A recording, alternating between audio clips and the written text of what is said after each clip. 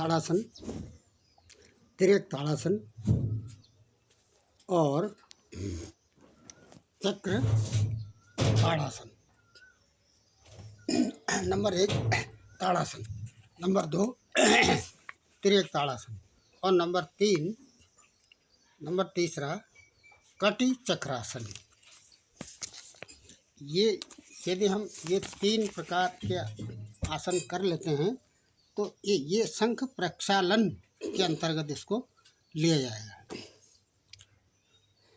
क्योंकि पानी वारिसार की क्रियाएं हैं। वारिसार जल के माध्यम से एक सामग्री जल को सामग्री ली जाए और जल की सहायता से यदि हम pyloric valve, small intestine, large intestine, anus से संबंधित आंतरिक अंगों की मांसपेशियों, मसल्स, नर्व्स और वाल्व्स इनकी मालिश कर रहे हैं, या पेट के अंदर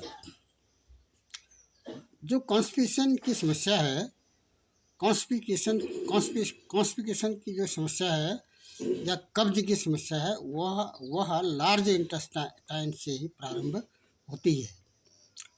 पेट में तौंत का आना, अनायास किसी शरीर के अनायास किसी अंग विशेष का बाहर की ओर फूल जाना, ये भी एक कॉन्स्टिपेशन की स्थिति है। ये कब्ज की शिकायत है।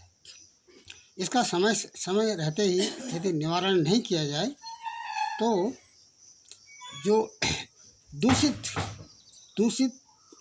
पाचन जिसका नहीं हो पाया है,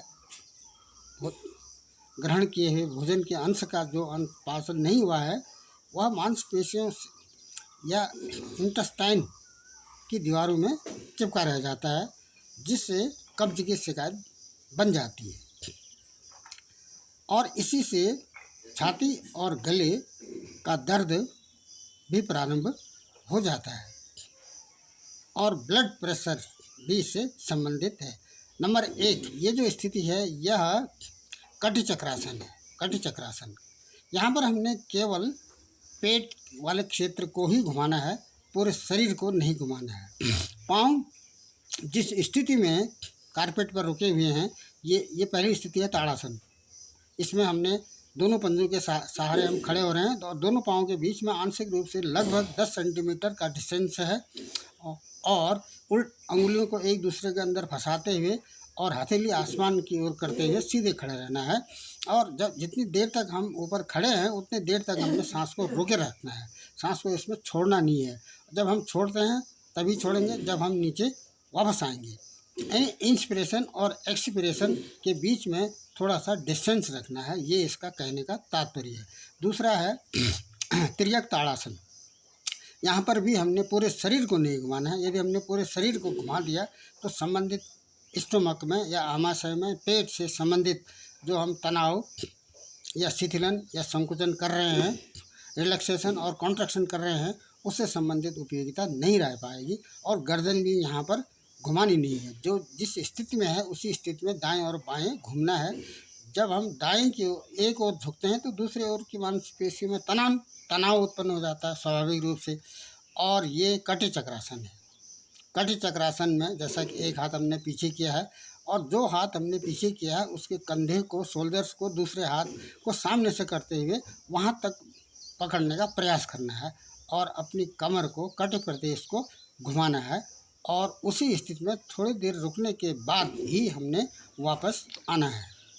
जब पाइलोरिक वाल्व खुल जाता है, ये वाल्व क्या है? ये मांसपेशी और एलिमेंट्री कैनाल के मध्य में स्थित वाल्व। इस वाल्व को यदि हम खोलने का अभ्यास करते हैं तो इससे जो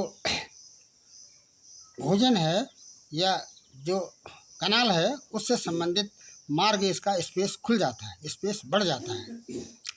इसको अप करेंगे और डाउन करेंगे, लेफ्ट करेंगे, राइट करेंगे तो यह केंचुए के रेंगने की आकृति से आमाशय लार्ज इंटेस्टाइन में और स्मॉल इंटेस्टाइन में संकुचन और शिथिलन की स्थिति बन जाती है।